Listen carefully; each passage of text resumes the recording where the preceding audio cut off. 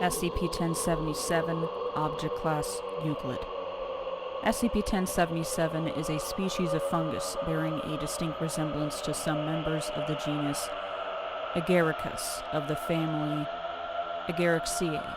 It is native to the temperate woodland of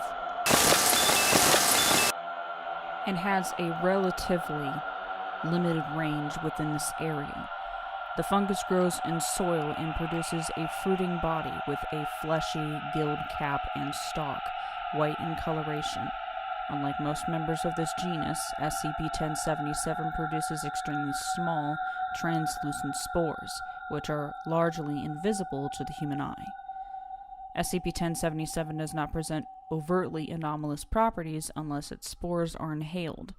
While the anomalous effects are present in animals, they are most notable in humans.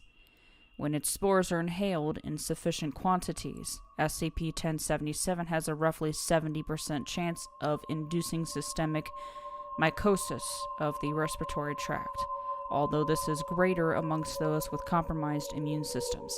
The spores settle in the throat, windpipe, and lungs and begin to grow. SCP-1077 infection has no apparent symptoms for several days after infection. After this, it begins to cause minor irritation to the throat and chest area, as well as causing bouts of coughing in infectees. However, symptoms rarely progress far beyond this state, and many infectees mistake the symptoms for a common minor illness. However, approximately 12 to 18 days after initial infection, the primary anomalous effects of SCP-1077 infection become apparent. Through a currently unknown mechanism, the fungus will alter the vocal patterns of the infected. This causes humans infected by the fungus to, when speaking, make comments other than those the speaker had intended. This begins as slight mistakes or replacements of single words, but rapidly develops into a state where the fungus appears to be able to manipulate the host's voice completely. The condition appears to have some effect on perception as well.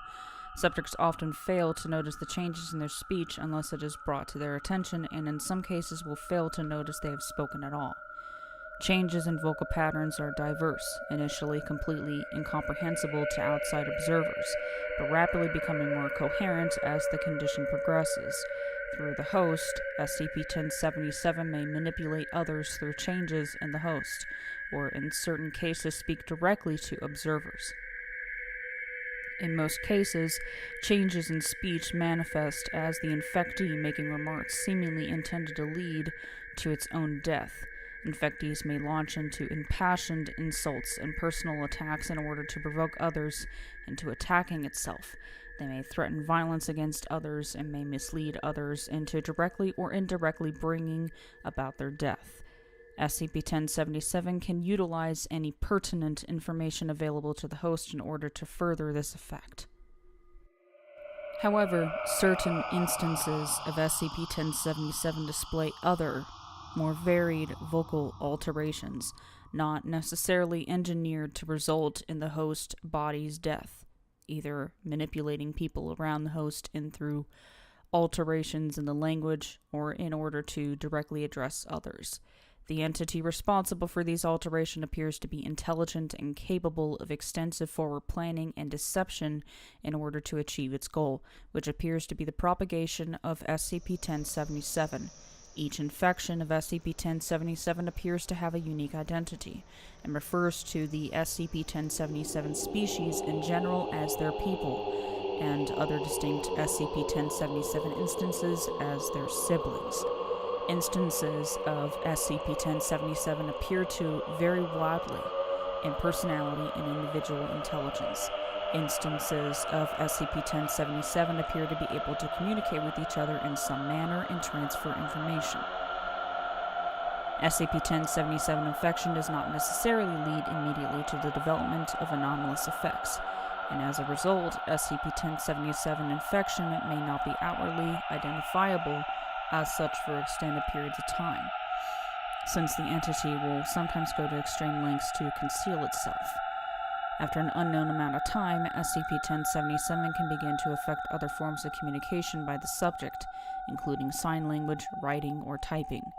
It should be noted that SCP-1077 cannot affect the hosts in any way other than altering methods of communication. Other activities undertaken by the hosts are unaffected. Addendum 1077-1. When SCP-1077 was initially contained, its capability for altering written documents and its apparent sapience were not discovered, and its virulence was severely underestimated. Flawed containment procedures written at the time resulted in a prolonged containment breach lasting for at least 21 days, during which a significant amount of Biosite-95 staff were infected by SCP-1077, with the breach only being discovered upon an external examination, prompted by reports of record numbers of work-related deaths and incidents of professional misconduct at the site. Following Incident 1077-A, containment procedures were re-evaluated and extensive testing conducted to determine SCP-1077's true properties. All infected staff were treated for systemic mycosis and have since made a full return to active duty. Upgrade to Keter class requested, but ultimately denied following implementation of current procedures. Special Containment Procedures.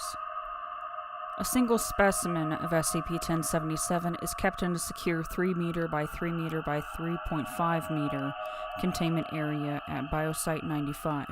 The containment area is filled with soil up to 1 meters in depth, and a variety of plant species native to SCP-1077's natural habitat, as well as dead plant matter, have been introduced into it to provide it with material for decomposition.